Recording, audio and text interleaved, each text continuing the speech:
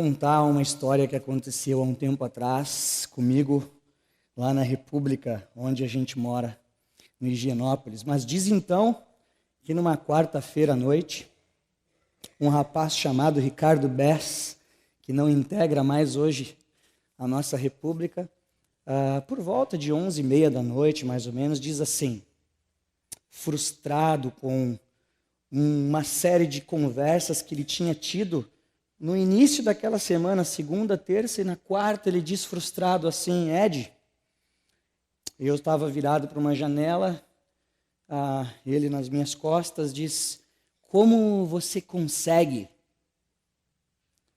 11h30 da noite, uma quarta-feira, quase indo dormir, eu pensei, ele tá louco, né? Como que eu consigo o quê? Então me virei e perguntei, Ricardo, como que eu consigo o quê? O que aconteceu? Como que tu consegue ser pastor, cara?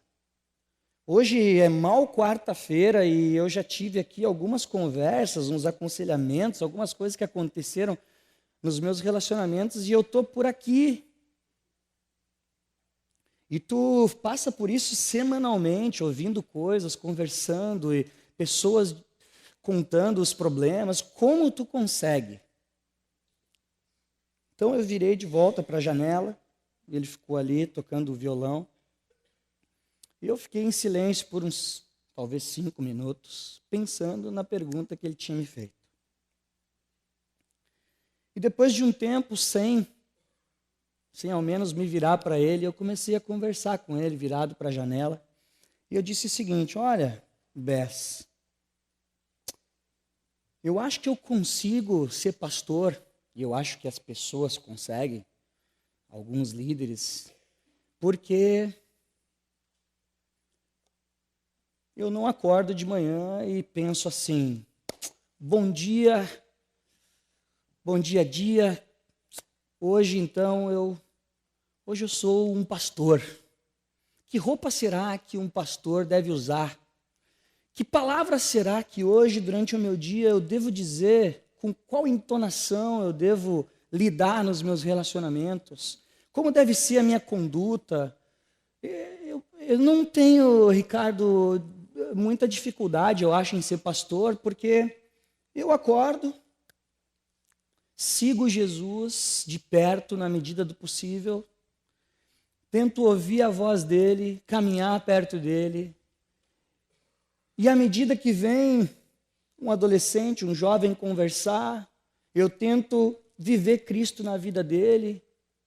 À medida que eu vou para um grupo pequeno, eu tento viver Cristo no grupo pequeno, nas reuniões de liderança e tudo mais, porque Deus me deu, Ricardo, o dom do pastoreio. Como Ele dá o dom do evangelismo para alguns e vários outros dons para outros.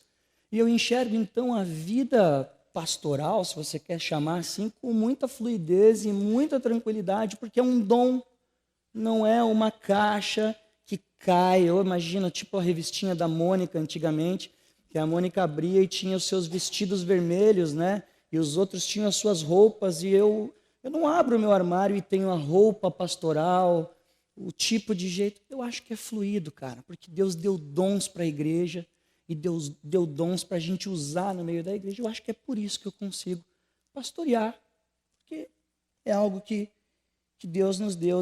E sabe, gente, o que me instiga nessa história curtinha, e o que me instiga no cristianismo é justamente esse fato de que ser discípulo de Cristo, seja lá qual a sua função no corpo de Cristo, quais os seus dons, tem a ver com essência e não com forma.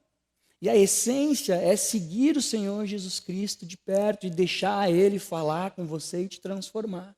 Talvez por isso não pese para mim e para alguns que eu conheço, mas pese tanto o pastoreio, a liderança, seja o que for para outras pessoas que acabam entrando dentro de certos estereótipos que Deus nunca desejou que eles tivessem entrado. E é isso que me instiga não só no cristianismo, de poder viver isso em qualquer lugar, mas me instiga numa igreja em movimento, a essência do cristianismo, e não os formatos que nós desejamos, preferimos e às vezes até brigamos tanto por causa deles. Mas se nós pararmos para relembrar um pouco, nós temos um quadro que nós temos visto nesses últimos meses sobre a igreja em movimento.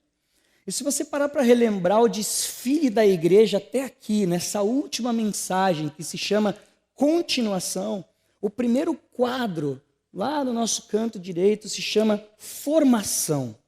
E o início da igreja em Jerusalém, aquela muvuca, aquela bagunça, fique aí até a descida do Espírito Santo. Mas depois desse período, nós temos um segundo período, que é um período de preparação. E esse período de preparação expande um pouquinho mais do que Jerusalém, Judéia e Samaria estão se preparando, estão entendendo o que é viver igreja, para depois entrar no terceiro período, que é um período de expansão. É quando começa a ferver essa essência do cristianismo no meio dos gentios. E gentios nada mais, nada menos, são aqueles que não são judeus, que não são nascidos em Israel, mas somos nós, aqueles que não fazem parte da nação de Israel. E o evangelho começou a chegar ali e fazer uma bagunça. Depois nós temos um quarto período, que é o período da multiplicação. É um período lá em Antioquia, quando Deus olha para aqueles dois líderes, Barnabé e Paulo, que estavam orando junto com a igreja, e fala: separa esses dois para mim, e envia eles. É esse quarto período. O quinto período é de urbanização, quando atinge a Europa, e aí você vê várias e várias viagens já ali de Paulo e de Barnabé atingindo, e hoje nós chegamos, então, no sexto período, que nós chamamos de continuação, que é quando a igreja chega em Roma. E se você pega um mapa na sua Bíblia, vai para o Google, ou compra algum livro, você consegue ver todos os movimentos dessas viagens ali.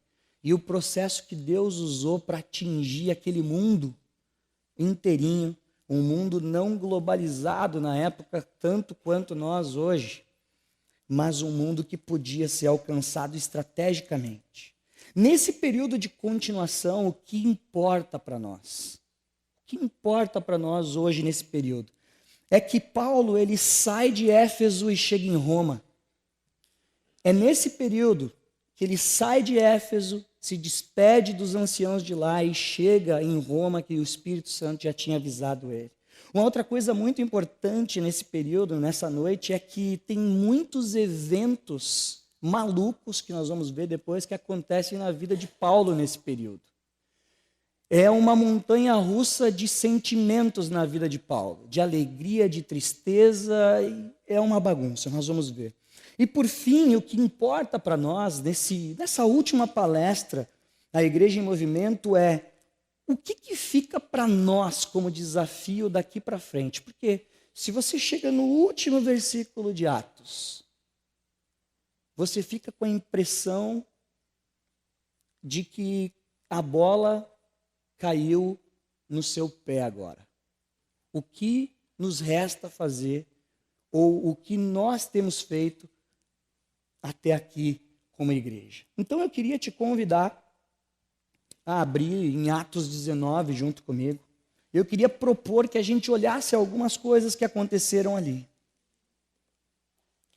É quase impossível você terminar a leitura do livro de Atos e não se perguntar o que nós como igreja estamos fazendo, ou o que eu estou fazendo no corpo de Cristo hoje, diante de tudo isso que aconteceu, de toda essa peregrinação da igreja de Jesus. É quase impossível. E a palavra que marca o livro de Atos é movimento. Movimento. Uma igreja realmente em movimento. Então, abra comigo, eu quero propor que nós façamos aqui no início uma dinâmica. Em cada capítulo, do 19 até o 28, nós vamos só folhear ele juntos, nós não vamos ler. Eu só quero destacar alguns eventos importantíssimos que aconteceram para você ver como Paulo passou por fortes emoções, do 19 ao 28. E você coloca-se então no lugar dele e tenta imaginar.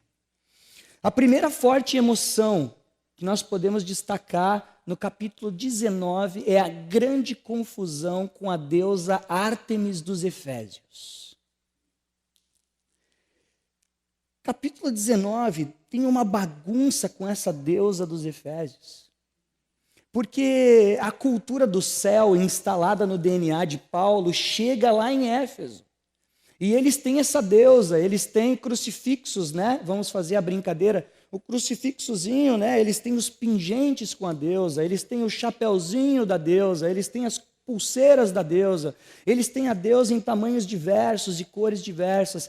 E essa deusa movimenta muito das finanças da cidade de Éfeso. Não só os artistas que desenham, que pintam, que fazem, mas os comerciantes e todo mundo é movimentado. Só que a cultura do céu chegou em Éfeso, como deveria chegar em Porto Alegre. A cultura do céu chegou em Éfeso e bagunçou com o comércio local de tal forma que o capítulo 19, Paulo enfrenta um tumulto e os líderes da igreja que está nascendo em movimento falam assim: pode parar, Paulo. Não vai até lá te apresentar para essas autoridades que estão discutindo, porque o caminho, que é nada mais, nada menos do que como eles eram conhecidos, os discípulos de Cristo, a igreja de Cristo, está tirando pessoas desse comércio. As pessoas não estão mais adorando, as pessoas não estão mais vendendo, as pessoas... A nossa situação financeira aqui como vendedores e comerciantes está complicada. Reuniram lá o sindicato dos comerciantes da Ártemis, da deusa, porque a coisa estava complicada. Agora, esse foi o capítulo 19. A primeira forte emoção que você pode destacar de Paulo. E Paulo louco para ir lá, porque os seus amigos estavam sendo presos, escorraçados, e ele dizendo: eu tenho que me apresentar. E os líderes diziam: não, fique aqui conosco. Deixa que esse tumulto vai passar. Então você vira para o capítulo 20 e você encontra não mais um tumulto do 19, mas você encontra uma cena emocionante que é a despedida de Paulo dos anciãos daquela igreja. No capítulo 20 ele está em Mileto e ele manda chamar os anciãos lá de Éfeso e fala: eu quero ter um tempo com vocês, eu quero me despedir de vocês, porque eu sei que está na hora de eu seguir o meu caminho em direção a Roma e a coisa vai ficar preta para o meu lado. E na despedida é emocionante, eles se ajoelham, eles oram, eles choram, porque eles sabem que é a última vez que eles estão encontrando com Paulo e olhando o rosto de Paulo e que Paulo precisa ir embora. Fortes emoções, tumultos na cidade, brigas por causa do caminho, agora uma despedida de homens que ele gastou a vida. Se você pegar o capítulo 20, você se emociona vendo ele dizer: com humildade, com lágrimas, eu estive no meio de vocês e nós caminhamos para perto de Jesus e agora eu preciso me despedir. Mas o capítulo 21 vem com um espancamento no templo. Se você quiser olhar com calma depois, você vê que ele foi espancado no templo. Exatamente essa expressão que aparece. E no capítulo 22, ele está diante do Sinédrio em Jerusalém, com todos os líderes, todos os sacerdotes acusando e fazendo muitas perguntas, e ele está então tendo que dar esclarecimentos sobre o caminho, sobre o movimento que Cristo tem feito na vida dele. Esse é o primeiro bloco. Quando você caminha então do capítulo 23 ao 28, você encontra no 23 mais emoções, mais fortes emoções, uma conspiração clara para matar Paulo. Já não é mais só o espancamento propriamente dito. E eles fazem votos. Ai de nós se até tal e tal período, amanhã ou depois, nós não tivermos matado Paulo. Mas Deus o livra. Capítulos 24 a 26, ele dá testemunhos para o alto clero. Félix, Festo, Agripa, todos os governantes, principais governantes daquela região. São muitas emoções, perigo de morte, gritaria no tumulto, lágrimas de despedida, dor, sangue do espancamento, pressão das autoridades, medo, traição. Ora bolas, agora há uma conspiração contra mim. Não obstante, vamos então trabalhar com outras situações. Capítulo 27, tempestade e naufrágio. Tempestade e naufrágio a caminho de Roma para o encontro com César. Frio, fome, 200 e poucas pessoas no navio, desastre, muita chuva, muita tempestade. E no capítulo 28 ele aparece preso em Roma, numa casa alugada, onde ele tinha a liberdade de receber seus amigos e visitantes, mas sempre sendo muito bem cuidado de perto por um guarda romano. Uma focinheira junto com ele ali, respirando bem pertinho do cangote dele. Fortes emoções na vida de Paulo até aqui. Esse é um panorama de tudo isso que aconteceu. E aí a pergunta que vem é: qual era o segredo de Paulo? Qual será que era, gente, o segredo de Paulo diante de todas essas situações?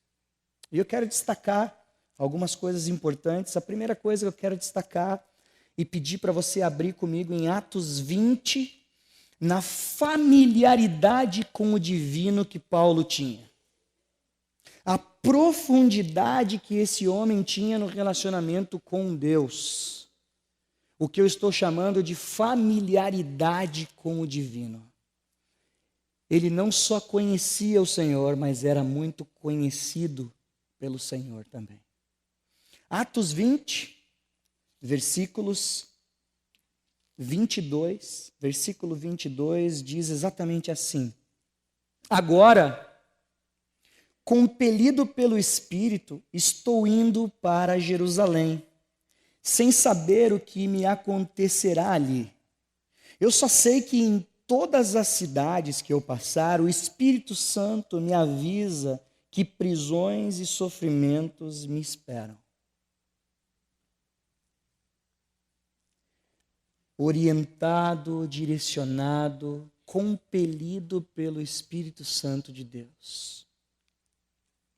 Numa íntima relação com o Espírito Santo. Se você tem dúvidas disso, abra em Atos 23, 11 e leia comigo o que aconteceu no meio de tremenda discussão. Você, em vez de ler somente o 11, volta no 9 e diz comigo: houve um grande alvoroço e alguns mestres da lei, que eram fariseus, se levantaram e começaram a discutir intensamente, dizendo: não encontramos nada de errado nesse homem, quem sabe se algum espírito ou anjo falou com ele. A discussão tornou-se tão violenta que o comandante teve medo que Paulo fosse despedaçado por eles. Então ordenou que as tropas descessem e o retirassem à força do meio deles, levando-o para a fortaleza. Versículo 11. Familiaridade com o divino. Na noite seguinte, o Senhor, pondo-se ao lado dele, disse: coragem, assim como você testemunhou a meu respeito em Jerusalém, deverá testemunhar também em Roma. E o que me chama a atenção não é o contexto hostil de despedaçarem ele. O que me chama a atenção é a íntima relação de um homem que recebe ao lado dele, no ouvido dele, o Senhor dizendo: continua firme, não está morto quem peleia. Coragem. Você tem que testemunhar em outros lugares ainda. Não há dúvidas de que Paulo tinha familiaridade com o Senhor. E esse, para mim, é o primeiro segredo dele. Mas tem algumas outras coisas importantes. Boas novas na ponta da língua. Esse era um outro segredo desse homem. no meio dessas fortes emoções. Além da familiaridade com Deus, ele tinha sempre as boas novas na ponta da língua. Atos 26.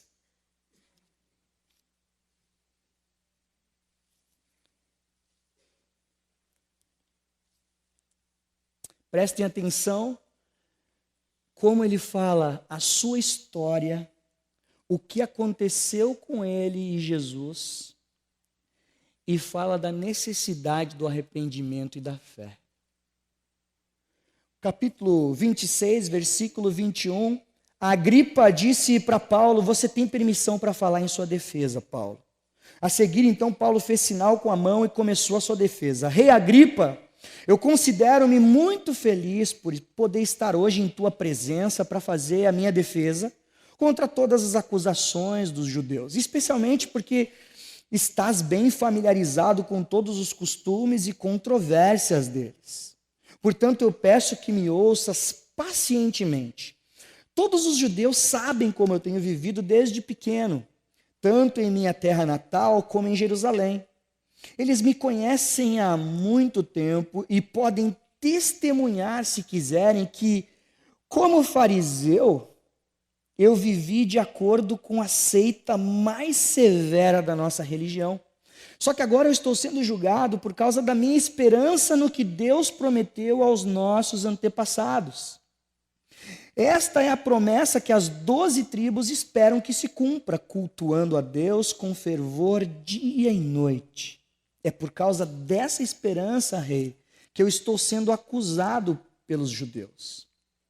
Os senhores acham impossível que Deus ressuscite os mortos? Até aqui, Paulo contou a sua história. Paulo contou a sua história do nascimento, como ele foi rígido e a esperança que ele tinha como fariseu. Versículo 9. Eu estava convencido de que deveria fazer todo o possível para me opor ao nome de Jesus o Nazareno. E foi exatamente isso que eu fiz em Jerusalém com a autorização dos chefes dos sacerdotes. Lancei muitos santos na prisão. E quando eles eram condenados à morte, eu dava o meu voto contra eles. Muitas vezes ia de uma sinagoga para outra a fim de castigá-los, tentava forçá-los a blasfemar contra Deus. Em minha fúria, cheguei a ir em cidades estrangeiras para persegui-los. Numa dessas viagens, agora ele vai falar o que Cristo fez com ele. Ele falou da história da vida dele, e agora ele vai falar o que Cristo fez com ele. Numa dessas viagens, eu estava indo para Damasco com autorização e permissão de todos os sacerdotes. Por volta do meio-dia, estando a caminho, eu vi uma luz no céu, mais resplandecente que o sol, brilhando ao meu redor e ao redor dos que iam comigo. Todos caímos. Então eu ouvi uma voz que me dizia: Saulo, Saulo, por que estás me perseguindo? Resistir ao aguilhão só lhe trará dor. Então eu perguntei: quem és tu, Senhor? Respondeu: sou Jesus, a quem você está perseguindo. Agora levanta, fica de pé. Eu apareci para constituir você servo, testemunha do que tu viu a meu respeito e do que eu ainda vou te mostrar. Eu vou te livrar do teu próprio povo, vou te livrar dos gentios, aos quais eu te envio. Eu quero te enviar para os gentios, para você. E agora ele fala. Paulo fala diante de Agripa da sua história, do que Cristo fez com ele e da necessidade de arrependimento, para abrir-lhes os olhos e convertê-los das trevas para a luz e do poder de Satanás para Deus, a fim de que recebam o perdão dos pecados e herança entre os que são santificados pela fé em mim. Segredos tão simples de Paulo. Familiaridade com Deus e boas novas na ponta da língua. Mas como tenho ouvido pelos corredores, pelas casas, pelas conversas, sobre a dificuldade de falarmos das boas novas com naturalidade. Meu desafio, além, obviamente, de cursos de evangelismo, além de pedir para o seu discipulador, para pessoas mais maduras, ensinar-lhe a como fazer, o meu desafio é: conte a sua história. Conte o que Cristo fez na sua vida. E fale que há necessidade de arrependimento e de fé no único que pode dar a vida eterna, de uma forma muito simples. Mas tem mais um segredo, que é coragem para enfrentar tumultos, e eu pensei do meio desse bolo de capítulos uma situação em que Paulo é causador de um tumulto por causa das boas novas. Atos 23, de 1 a 15. Atos 23, de 1 a 15, diz exatamente o seguinte: ele fixou os olhos no sinédrio, ele estava diante daqueles homens judeus líderes. Ele olha então para o sinédrio com os olhos fixos e disse isso: meus irmãos, eu tenho cumprido o meu dever para com Deus com toda a boa consciência até o dia de hoje. Diante disso, o sumo sacerdote Ananias deu ordem para que batessem na boca de Paulo. Então, depois de apanhar na boca, Paulo disse: Deus te ferirá, parede branqueada. Estás aí sentado para me julgar conforme a lei, mas contra a lei me mandas ferir? Os que estavam perto de Paulo disseram: como é que você ousa insultar o sumo sacerdote de Deus? Paulo respondeu: irmãos, eu não sabia que ele era sumo sacerdote. Está escrito: não fale mal de uma autoridade do seu povo. Perdão por ter feito isso. Mas Paulo, muito esperto, sabendo que alguns deles eram saduceus e os outros fariseus, bradou no sinédrio: sou fariseu, filho de fariseu. Estou sendo julgado por causa da minha esperança na ressurreição. Quando ele disse isso, surgiu uma violenta discussão entre os fariseus e saduceus. Ficaram divididos, porque os saduceus diziam que não existia ressurreição e nem anjos, nem espíritos. Mas os fariseus admitem todas essas coisas, e Paulo então joga: eu sou fariseu de fariseu e eu estou sendo condenado porque creio na ressurreição. Isso gera um tumulto naquela reunião. Houve um grande alvoroço e alguns dos mestres da lei, que eram fariseus, se levantaram e começaram a discutir intensamente. Nós não encontramos nada de errado nesse homem. Quem sabe se algum espírito ou anjo falou com ele? Os fariseus então foram tudo para o lado de Paulo. A discussão tornou-se tão violenta que o comandante teve medo que Paulo fosse despedaçado por eles. De novo. Então ordenou que as tropas o levassem para a fortaleza.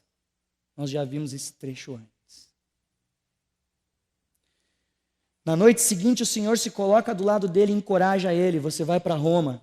E no versículo 12 diz exatamente o seguinte: os judeus tramaram uma conspiração. Não comiam nem bebiam enquanto não matassem Paulo.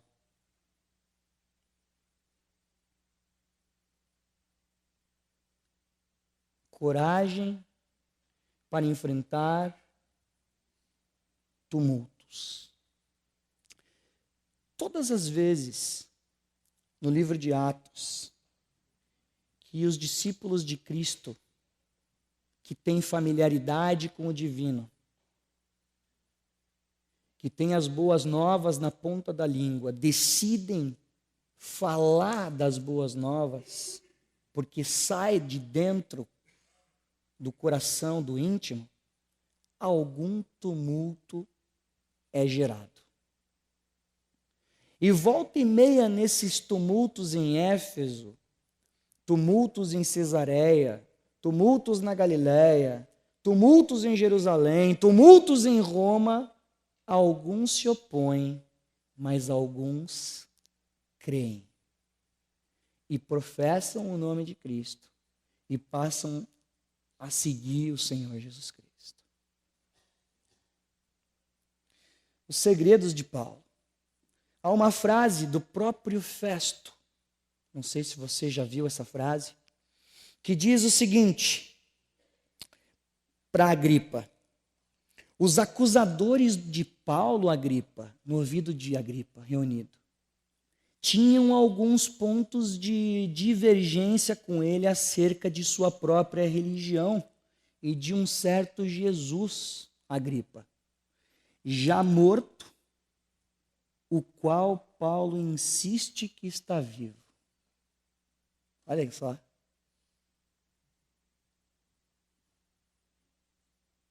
O alto clero conversando. Falando de Jesus, Paulo fica insistindo que ele está vivo.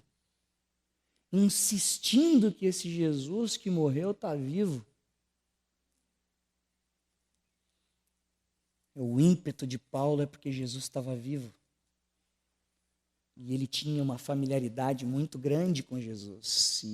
E as boas novas estavam na ponta da língua dele. Porque Jesus estava vivo. Mas qual é o segredo da igreja? Qual é o segredo da igreja? Olhando para a vida desse homem, tantos capítulos, tantos textos assim, densos, cheios de detalhes. O primeiro segredo da igreja tem sido para mim que ela tem, na verdade, desconhecimento do divino. Ela desconhece o divino. É um paradoxo. Enquanto Paulo, no seu DNA, implantado por Jesus, tem profunda familiaridade com o divino, nós, cada vez mais, como Igreja de Cristo, estamos com o pêndulo completamente para o outro lado e nós temos desconhecimento do divino. Nós temos irmãos entre nós, irmãs que estão há muitos anos seguindo Jesus, mas não sabem ainda como orar. Não sabem como meditar nas Escrituras. Não sabem aconselhar jovens, pessoas mais novas, adultos. Porque nós estamos com o pêndulo do outro lado. Nós temos desconhecimento do divino. Conhecemos muito pouco, muito pouco. Precisamos mudar esse quadro. Um outro segredo da igreja, diante do mundo pós-moderno, é que nós também temos trivialidades na ponta da língua, ao invés de boas novas na ponta da língua. Você faça um teste nos seus relacionamentos com discípulos de Jesus e veja quanto tempo você passa com alguns deles e bate a marca impressionante de ficar, às vezes, mais de horas sem ter uma conversa que seja inspiradora sobre o amor de Cristo, as transformações de Cristo, o que Ele tem te ensinado e o que você tem aprendido. Porque nós somos experts em ter trivialidades na ponta da língua. Talvez seja forte o que eu vou dizer, mas que seja dito. Se para nós, quando fazemos esse teste das trivialidades, nos anoja, você olha, você fica impressionado. Eu estou há 2 horas com o fulano, com a fulana, nós estamos aqui passeando, batendo papo, não flui nada do que Cristo fez. Se nós nos anojamos, parece que não conhece Jesus, parece que não experimentou nada. E alguns mais ousados, mais Pedros já falam, não, isso aí precisa se converter. Se nós temos essa impressão, quão triste é na perspectiva do Senhor ele dizer em Gálatas e em Efésios, encham-se do Espírito Santo, procurem os melhores dons, busquem a palavra e perceber a caminhada do discípulo, se é que de fato é, tantos anos e tantas trivialidades ainda na ponta da língua. E com isso eu não estou querendo dizer que não devemos conversar sobre trivialidades. Mas sim que às vezes as horas passam e não sai nada de edificante, nada de profundo.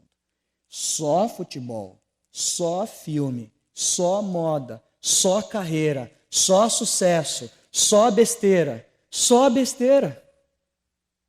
Porque nós somos experts em trivialidades na ponta da língua. Mas nós temos mais um segredo. E o nosso segredo é covardia para enfrentar tumultos. Quanto mais em paz nós tivermos, bem arrumados e bonitos nos cultos do domingo à noite, durante a semana tranquilo, só nós, os nossos grupos pequenos, não precisa chamar pessoas que não conhecem Jesus. Nós queremos curtir juntos, ter um momento bacana, devocional com o Senhor. Quanto mais tranquilos nós estivermos, quanto mais secretos no ambiente de trabalho, na pós, na faculdade, seja onde for, melhor, que é mais confortável. Traz um chazinho, um biscoito, nós continuamos bacana. Esse é o nosso terceiro segredo, a covardia de falar das boas novas. E talvez essa covardia exista porque não temos as boas novas na ponta da língua, porque não temos familiaridade com o divino. Tenho aqui comigo que talvez seja isso. 20%, estatística, 20% de uma igreja tradicional serve, lidera, ensina os outros 80%. Mais ou menos por aí, 20%. Os outros 80% assistem. E eu, em dúvida, enquanto o Senhor me ensinava, enquanto meditava há um tempo nesses textos, em dúvida, fiz um risquinho na minha folha e coloquei abaixo algumas perguntas. E eu estava me perguntando se eu iria fazer essas perguntas. E eu o farei. E a minha pergunta, eu estava me perguntando com algum indivíduo, né, porque assim, hipotético. Então eu me perguntava, tentei me colocar na situação e confrontar o meu coração, e eu perguntava então para mim mesmo, naquele momento, eu era um indivíduo hipotético. Ed, como você consegue ter a vida de Jesus e ficar sentado domingo após domingo na igreja, no banco para ouvir? Mas só que esse não é o problema. Estar sentado no banco não é o problema. Então, porque nós temos que sentar no banco, né, obviamente. Então, vou tentar ir mais profundo no problema. Como você consegue ter a vida de Jesus, Ed, e enterrar os seus dons? Comecei a ir para a essência. Como você consegue ter a vida de Jesus e enterrar seus dons? É uma boa pergunta. Porque Coríntios fala que o Senhor deu dons, Efésios fala que o Senhor deu dons para todos nós. Então a pergunta é, como conseguimos ter a vida de Jesus e enterrar nossos dons? E fiz outras perguntas, como você consegue ter a vida de Jesus e não contribuir financeiramente para o reino de Deus? Como você consegue ter a vida de Jesus e não pastorear os mais novos, os imaturos? Mas nós temos uma lista de desculpas, a falta de tempo, eu não sei que material eu vou usar, eu nunca discipulei ninguém, eu não sei, eu não faço, o meu dinheiro está curto, e seja lá o que for, muitas e muitas e muitas e muitas. Esse é o segredo da igreja, não só Conde, mas da igreja de Jesus, esse é o segredo. Ela desconhece o divino, ela tem trivialidades na ponta da língua e covardia para enfrentar tumultos. Por quê? Por que nós precisamos enfrentar tumultos? Mas as igrejas, irmãos, eram plantadas, a igreja crescia com tumulto.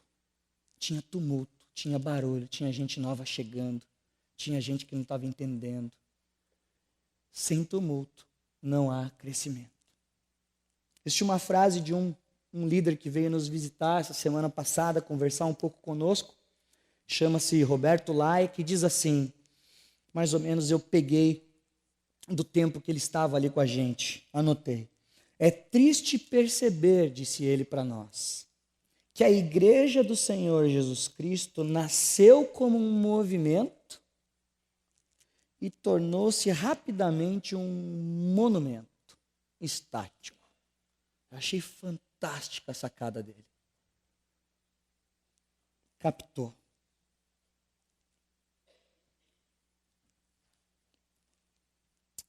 Para encerrarmos, eu gostaria de ler um texto com vocês que está em Apocalipse capítulo 2.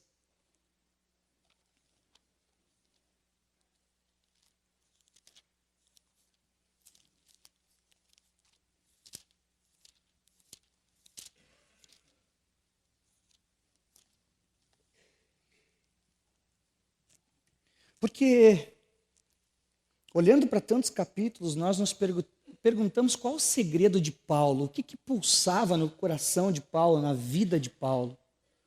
Ele tinha, então, aquela familiaridade toda com o Senhor, uma profundidade muito grande, que enchia o coração dele, e as boas novas saíam naturalmente da vida desse homem. E essas boas novas causavam tumulto por onde ele passava, tumultos, bons tumultos, pessoas que negavam o Senhor, pessoas que falavam, eu quero esse Senhor para mim. E ele ia então estabelecendo líderes, a igreja, nas casas, nos lares, aquela bagunça toda boa. Depois nós caminhamos e olhamos que a igreja tem diversos segredos, e um dos segredos é todo esse pêndulo para o outro lado, uma tão rasa relação com o Senhor, desconhece o divino, por isso as trivialidades são o nosso assunto principal tantas vezes, e por isso a covardia é instalada no nosso meio. Então eu não posso terminar sem olhar para uma igreja que realmente vivia o movimento, vivia o caminho, e vivia com empolgação esse caminho. Porque eu não acordo de manhã para fazer parte ou sonhar em fazer parte de uma igreja monumento, mas sim de uma igreja em movimento, que não está preocupada com as formas, mas está preocupada com a essência, com as boas novas, com a familiaridade com o Senhor, onde a sujeira aparece e a gente trata da sujeira, onde as oportunidades aparecem e a gente fala, eu quero fazer parte de uma igreja em movimento. E eu sei que nós temos experimentado igreja em movimento nos últimos anos. E eu tenho certeza que o Senhor tem muito para nos dar ainda. Uma igreja em movimento. Então, Apocalipse 2 fala dessa igreja em movimento, a igreja de Esmirna, e essa igreja não sofre nenhuma represália do Senhor, nenhuma represália, o Senhor só elogia e diz assim, estas são as palavras daquele que é o primeiro e o último, né? Aquele que sempre existiu, aquele que morreu e tornou a viver, que Paulo falava e insistia com o Festo que ele estava vivo. Eu conheço as suas aflições, igreja de Esmirna, e a sua pobreza, porque estava causando tumulto e perseguição, era uma igreja pobre materialmente. Mas você é rico no Senhor, você tem familiaridade com o Senhor. Eu conheço as blasfêmias dos que se dizem judeus, mas não são sinagoga de Satanás. É o seguinte, não tenha medo do que você está prestes a sofrer. O diabo lançará de fato alguns de vocês na prisão para provar, e vocês sofrerão perseguição durante 10 dias, mas seja fiel até a morte, e eu lhe darei a coroa da vida. Era uma igreja rica, que tinha familiaridade com o Senhor, uma igreja que tinha as boas novas na ponta da língua, porque senão não seria perseguida, não estaria presa, e a riqueza transbordava para os outros. E era uma igreja que tinha coragem. Seja fiel. Vai ter perseguição, mas coragem para enfrentar o tumulto. Coragem. Coragem, Esmirna. Coragem. Os últimos destaques que eu gostaria de fazer em cima dessas 3 marcas que nós já vimos durante toda essa noite. A familiaridade com o divino, as boas novas na ponta da língua e a coragem para enfrentar tumultos. Eu quero pegar a familiaridade com o divino e parar um pouco. E eu queria destacar que é muito fácil subir e pregar e falar sobre igreja, sobre movimento, falar sobre isso, sobre aquilo, né? Até mesmo com um tom e e um sonho de viver o ideal de Deus para a sua igreja, ou até mesmo com a facilidade de criticar aquilo que nós vivemos, como nós vimos nos segredos da igreja. Mas quando eu sonho e penso e acordo de manhã e quero fazer parte de uma igreja em movimento, que passou por um período de formação, de preparação, de expansão e veio até hoje, caiu nas nossas mãos o dever, quando eu acordo e penso nisso, eu me frustro quando eu penso no macro. Quando nós olhamos para homens, paramos de olhar para Jesus e pensamos no macro, na igreja multidão, na igreja números, eu me frustro. Porque eu penso, como teremos todos familiaridade com o divino? Como seria bom apertar um botão e todos nós sermos profundos? Fantástico. E uma aplicação muito prática para nós é que nós precisamos, para ser uma igreja movimento, ter força na devoção pessoal, na devoção individual. Familiaridade com o divino. Quando individualmente eu tenho força na devoção, quando o Ed, o Davi, o Rumenig, o Guilherme, o Roger, quando cada um tem força na devoção pessoal, todos temos força na devoção pessoal e nos tornamos uma igreja que se movimenta.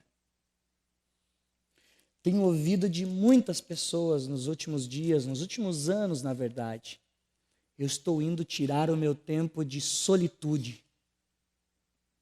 Eu vou para Caxias, eu vou para não sei aonde, eu vou para a Arca, eu vou para tal lugar, para o sítio, para isso, para aquilo, porque eu quero ter um tempo sozinha, sozinho com Deus. Glória a Deus por isso. Show de bola. Não só por esses momentos maiores, mas pelos momentos de devoção diários com o Senhor. Uma igreja em movimento, ela tem força na devoção pessoal, individual. Ela também tem força no testemunho individual e pessoal. Ela não tem só força naqueles dias que sai todo mundo para entregar folheto por aí, aqueles movimentos que a gente nem realmente tem instigado aqui por acreditar que o evangelismo pessoal, o testemunho pessoal é muito mais eficiente.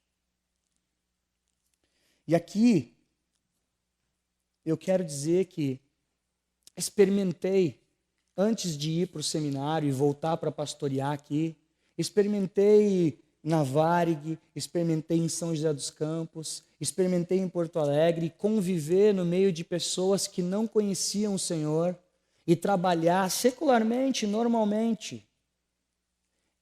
E é muito tranquilo de testemunhar de Jesus. É tranquilo. Gera tumulto, porque alguns não gostam do que ouvem, não querem ouvir, alguns sim, mas dá para testemunhar. Não dá para testemunhar onde você nem abriu a boca e já é perseguido.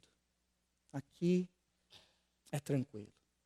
E agora, esse ano, voltando a estudar, coloquei em oração, imprimi a lista dos nomes dos colegas, quero te desafiar a fazer isso com os teus colegas de trabalho, de escola. E comecei a orar e as oportunidades vêm, e de novo eu constato que sim, é possível testemunhar no ambiente de trabalho, de estudos e tudo mais. Graças a Deus que eu posso estar nesse meio e não falar simplesmente e ter experimentado e poder usar isso como testemunho para a gurizada, para todos, de que é possível. É possível. E por fim, eu queria chamar o Rumenig e o Marlon aqui de forma muito rápida. Quero fazer 2, 3 perguntas para eles. E eu quero falar sobre a força para enfrentar os tumultos. O microfone está aqui? O outro? Sem fio? Não? Vou pegar aqui.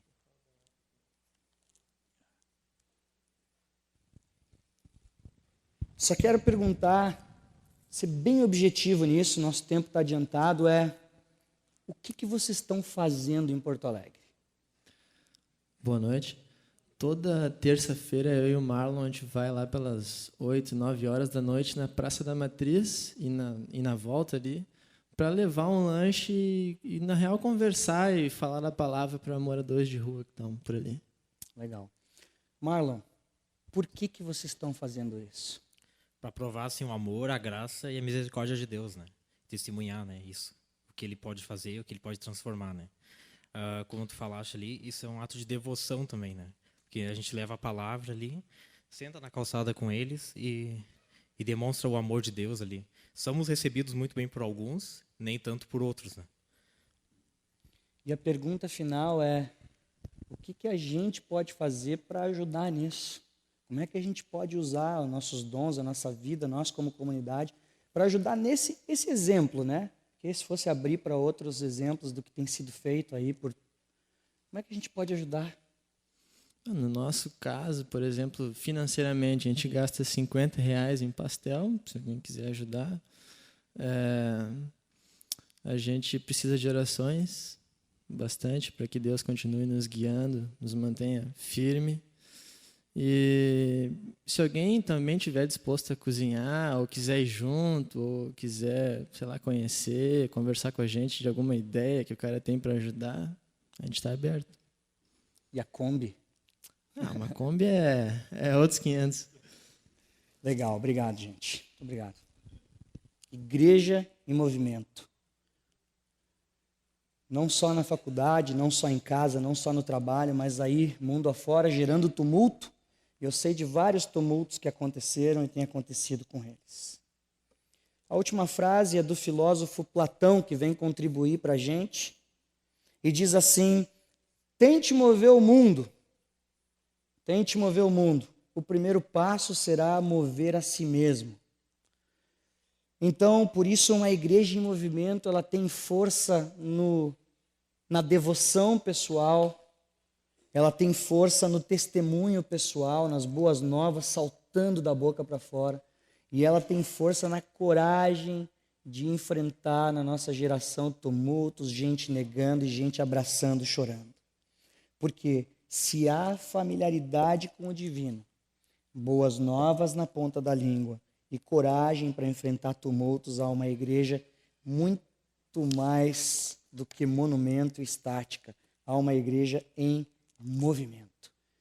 Nós queremos viver a igreja em movimento. Senhor, nós te agradecemos, Pai, por causa dessa série toda que veio nos ensinando que a igreja de Jesus, ela é essa bagunça de levar a cultura do céu para as pessoas. E eu gostaria de pedir que o Senhor nos usasse nisso em nome de Jesus, Pai. Amém, Senhor.